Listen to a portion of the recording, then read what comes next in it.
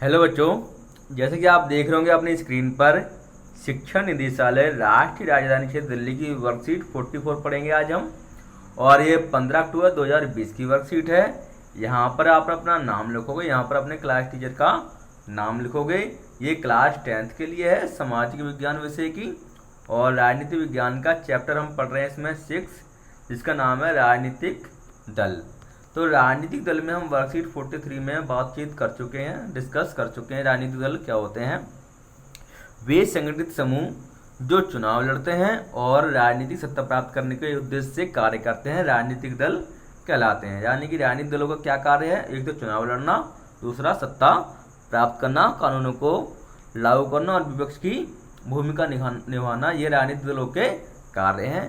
अब बात आती है दलीय प्रणाली की। आज की वर्कशीट में हम पढ़ेंगे दलीय प्रणाली और दल कौन कौन से होते हैं, प्रांतीय दल और राष्ट्रीय दल के बारे में।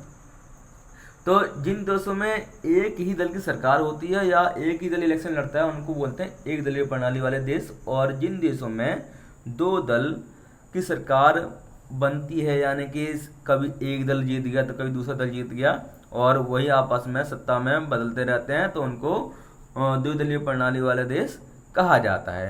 और कई देश ऐसे हैं जहाँ पर बहुत सारी पार्टियाँ हैं, है ना, और वो इलेक्शन लड़ती हैं, तो उनको बहुदलीय प्रणाली वाला देश कहा जाता है। जैसे हमारा भारत देश, हमारे भारत देश में लगभग 2600 से अधिक राजनीतिक दल हैं जो चुनाव आयोग के द्वारा मान्यता प्राप्त है। तो कई देशों में एक ही दल को सरकार बनाने व चलाने की आज़ादी है। ऐसी व्यवस्था को हम एक दलीय व्यवस्था कहते हैं। जैसे चीन में क्या है, सिर्फ कम्युनिस्ट पार्टी है, उसी को सरकार चलाने की और इलेक्शन लड़ने की आज़ादी है। इसके अलावा दूसरा कोई उनके पास विकल्प नहीं है। सिर्फ कम्युनिस्ट पार्टी को ही इलेक्शन लड़ने का अधिकार दिया गया है और दूसरी पार्टियों को अधिकार नहीं दिया गया वहाँ पर। यानी कि सिर्फ उनके पास क्या है, एक ही विकल्प है वहाँ पर और दूसरा कोई विकल्प नहीं है। कुछ देशों में सत्ता दो मुख्य दलों के मध्य बदलती रहती है, इसे दो दलीय व्यवस्था कहते हैं, जैसे अमेरिका और ब्रिटेन। कुछ दल ऐसे होते हैं, कुछ देश ऐसे होते हैं जहां पर सिर्फ दो ही पार्टियां इलेक्शन में आती हैं, इलेक्शन जीतकर आ जाती हैं और इलेक्शन लड़ती हैं आपस में मुख्य। जैसे अमेरिका में जो आपकी रिपब्लिकन और डेमोक्रेटिक पार्टियां हैं वही आपस में इलेक्शन लड़ती हैं और बाकी छोटी मोटी पार्टियां सरकार प्राप्त नहीं कर पाती।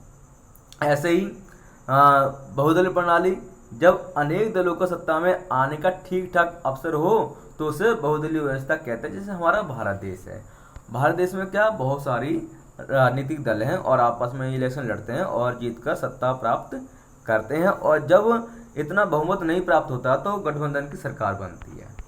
गठबंधन मतलब दो या दो से अधिक पार्टियां मिलकर आपस में गठबंधन कर लेती हैं और सरकार का निर्माण करती हैं। तो दलीय प्रणाली कितने प्रकार की हो गई? 3 प्रकार की। एक दलीय प्रणाली, एक दलीय प्रणाली और दो दलीय प्रणाली और बहुदलीय प्रणाली। एक दलीय प्रणाली में क्या होता है, एक दल इलेक्शन लड़ता है और उसको ही इलेक्शन लड़ने की आज़ादी होती है और सरकार चलाने की आज़ादी होती है। दो दलीय प्रणाली में क्या होता है कि दो मुख्य दल होते हैं और वही आपस में सत्ता प्राप्त करते हैं।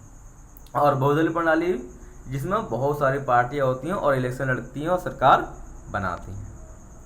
तो अब बात आती है कि जो दल होते हैं वो कितने प्रकार के होते हैं। तो जो दल हैं वो 2 प्रकार के होते हैं। एक होता है प्रांतीय दल, दूसरा राष्ट्रीय दल। प्रांतीय दल यानी कि राज्य के दल होते हैं। इनका जो आधार होता है वो एक राज्य या 2 राज्यों में होता है, ठीक है। और जो राष्ट्रीय दल है उनका आधार पूरे देश में होता है। इसका मतलब ये हुआ कि प्रांतीय दल जो सिर्फ इसके जो सपोर्टर होते हैं, ठीक है, वो एक राज्य या 2 राज्यों में होते हैं, ज़्यादा राज्यों में नहीं होता और दूसरे राज्यों में वो इलेक्शन भी नहीं लड़ते।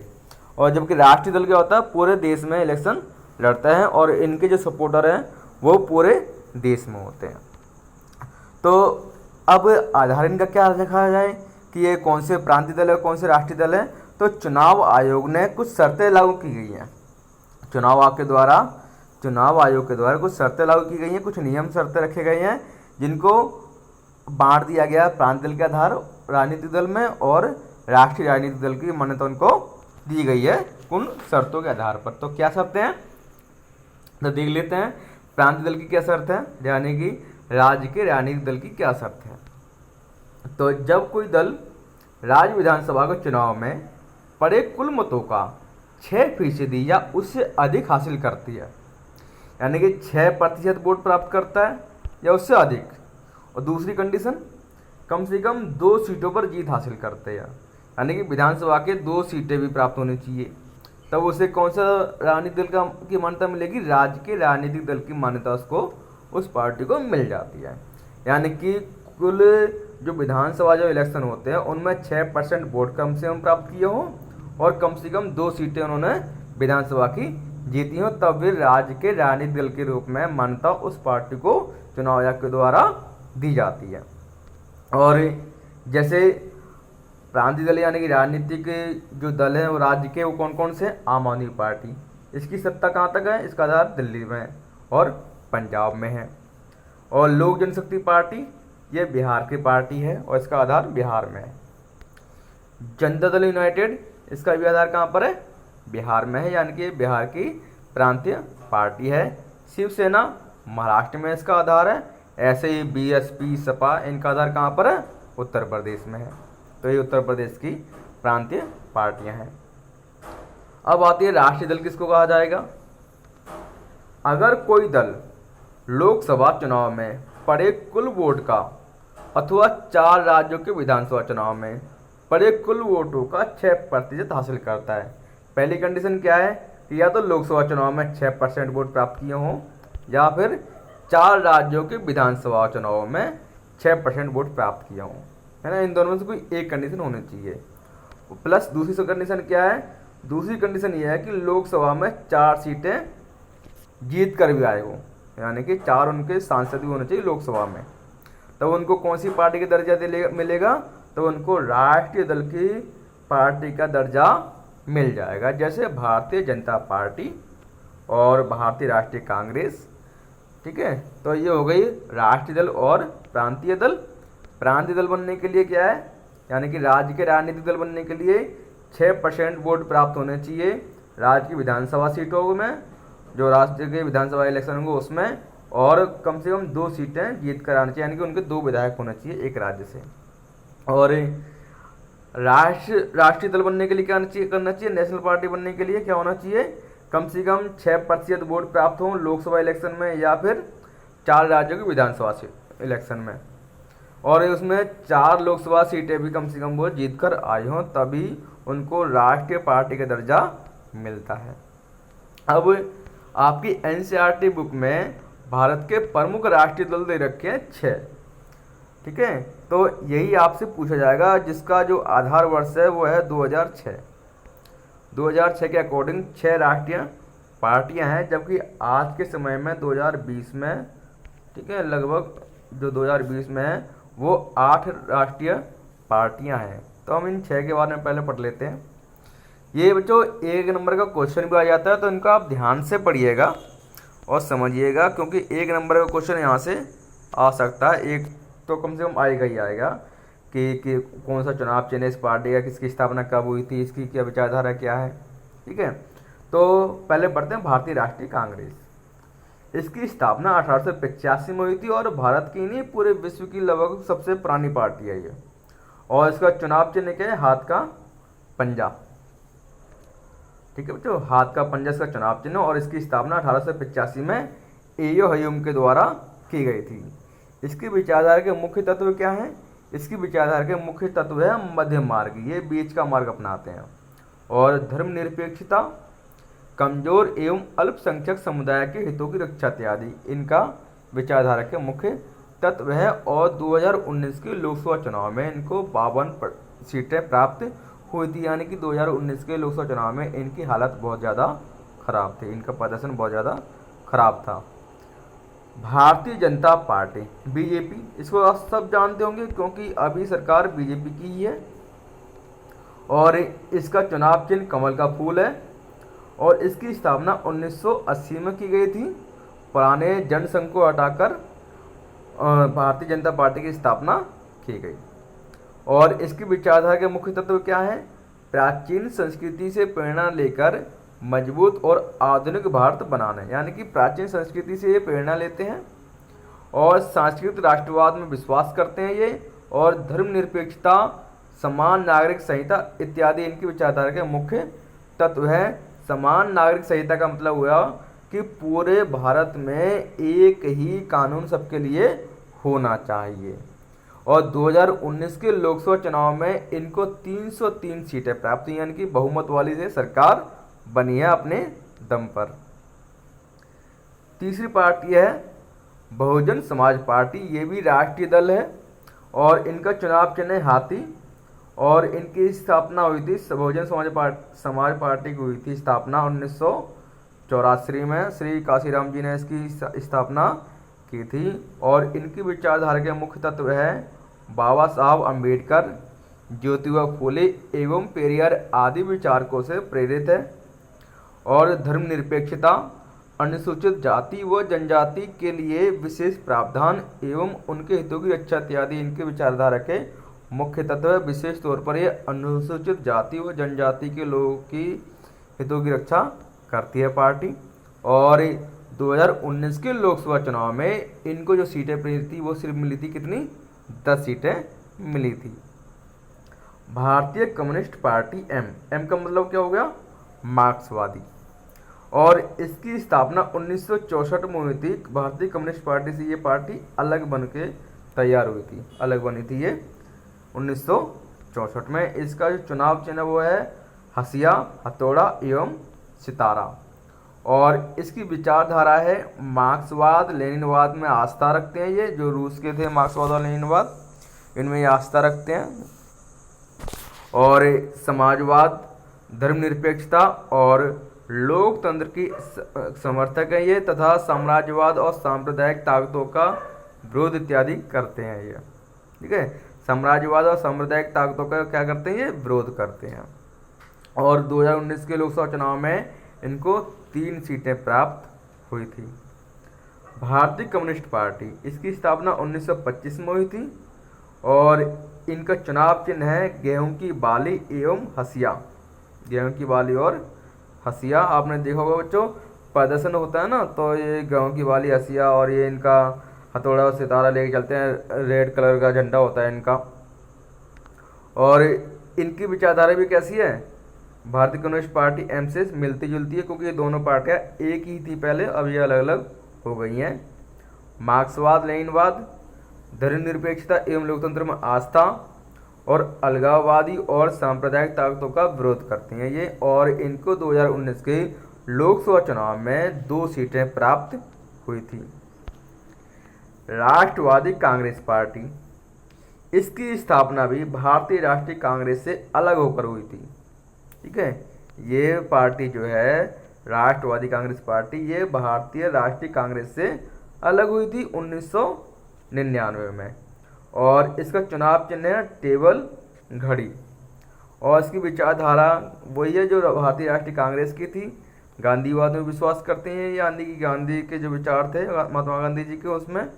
और धर्मनिरपेक्षता, सामाजिक न्याय एवं संघवाद इत्यादि में विश्वास करते हैं ये। और इनकी जो 2019 के लोकसभा में जो इनको वोट मिली थी या उनकी सीटें मिली थी, वो 5 सीटें इनको प्राप्त हुई थी लोकसभा के 2019 के इलेक्शन में। और ये जो आपकी जो दे रखी है एनसीईआरटी की बुक में, राष्ट्रीय दल का आधार वर्ष 2006 दे रखा है।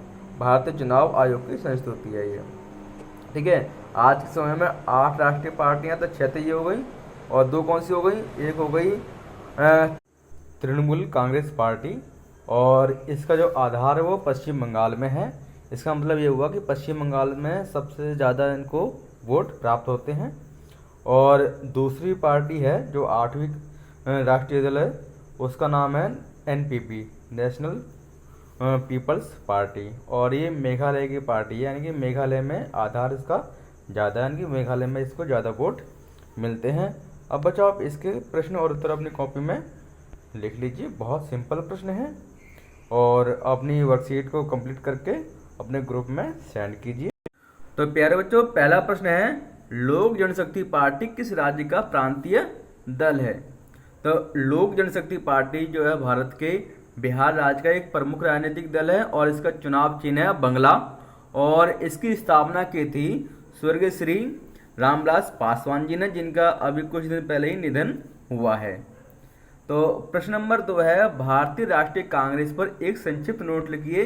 ये इसका आंसर आप अपने अकॉर्डिंग लिखेंगे। मैं आपकी हेल्प के लिए कुछ पॉइंट यहाँ पर लिख दे रहा हूँ कि भारतीय राष्ट्रीय कांग्रेस भारत की एक प्रमुख राजनीतिक पार्टी है जो भारतीय स्वतंत्रता आंदोलन में सबसे आगे रही थी, और भारतीय राष्ट्रीय कांग्रेस की स्थापना 72 प्रतिनिधियों की उपस्थिति के साथ, यानी कि 72 सदस्य थे इसके सबसे पहले, और इसकी स्थापना हुई थी 28 दिसंबर 1885 को बॉम्बे के गोकुलदास तेजपाल संस्कृत महाविद्यालय में। और इसके जो संस्थापक महासचिव थे, जिसको बोलते जनरल सेक्रेटरी, वो थे एयो हयूम, जो कि एक अंग्रेज थे, और इन्होंने कलकत्ते के व्योमेश चंद्र बनर्जी को अध्यक्ष नियुक्त किया था। यानी कि जो भारतीय राष्ट्रीय कांग्रेस के जो पहले अध्यक्ष थे उनका नाम क्या था, व्योमेश चंद्र बनर्जी, WC बनर्जी। और इनकी जो विचारधारा है भारतीय राष्ट्रीय कांग्रेस की, वो मुख्य विचारधारा क्या है, धर्मनिरपेक्षता, कमजोर एवं अल्पसंख्यक समुदाय के हितों की रक्षा करना। और आप इसमें और भी ज़्यादा इसका आंसर बड़ा लिख सकते हो, डिटेल में लिख सकते हो। जैसे कि अभी जो इनके जो नेता हैं वो कौन कौन है, श्री राहुल गांधी जी और श्रीमती इंदिरा गांधी जी, और इनका जो 2004 से लेकर 2014 तक भारतीय राष्ट्रीय कांग्रेस की सरकार भी रही थी। तो आप इसके बारे में डिटेल में आप लिख दो ना। प्रश्न नंबर 3 है, भारतीय जनता पार्टी पर एक संक्षिप्त नोट लिखिए। तो इसके बारे में आपके इलेक्शन में अभी जो है जीती पार्टी है वो भारतीय जनता पार्टी, इसी की सरकार है। तो हो सकता है आने वाले एग्जाम में इसके बारे में पूछ भी लिया जाए, तो आपको इसको याद भी रखना है, ठीक है। तो मैं कुछ पॉइंट लिख रहा हूँ, आप इसके बारे में आप डिटेल में आप इसके बारे में लिख सकते हैं। प्रश्न नंबर 3 है, भारतीय जनता पार्टी का बारे में बताना है। तो भारतीय जनता पार्टी एक राष्ट्रवादी राजनीतिक दल है जो भारत को एक सुदृढ़, समृद्ध एवं शक्तिशाली राष्ट्र के रूप में विश्व पटल पर स्थापित करने के लिए कृत संकल्प है।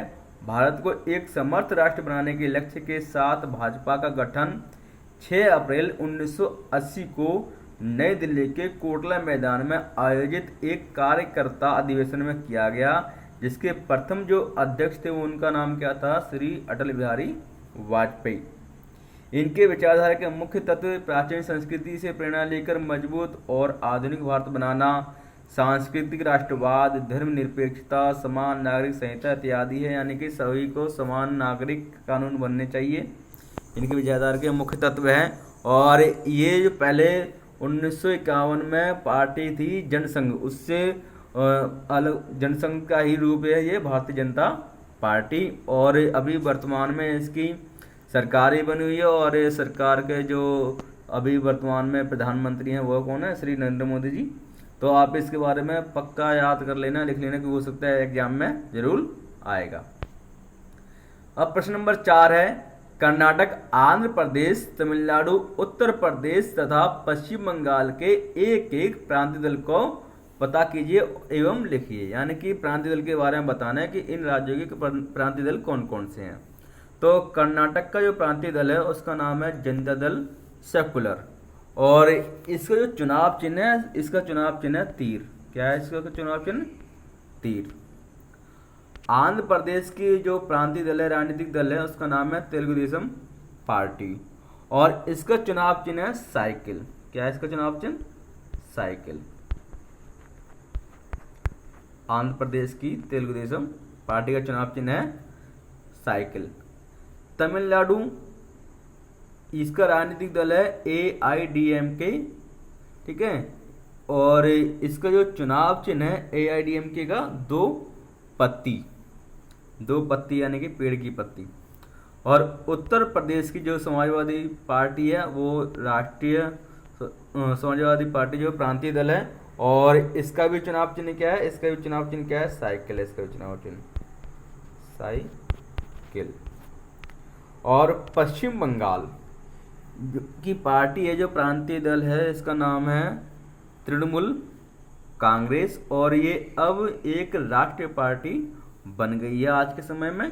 और इसका जो चुनाव चिन्ह है उसका चुनाव चिन्ह है जोड़ा फूल, यानी कि फूल के दो जोड़े हैं इसके, इस तरीके से फूल बने हुए हैं, है ना, और इसके दो जोड़े हैं, ऐसे ही फुल हो गए। ठीक है, तो ये आज की वर्कशीट थे। आप इसके प्रश्न उत्तर अपनी कॉपी में लिख लीजिए, और वीडियो अगर आपको अच्छी लगी है तो लाइक कर दीजिए, और अगर आपने अब तक चैनल को सब्सक्राइब नहीं किया है तो चैनल को सब्सक्राइब कर लीजिए। Thanks for watching.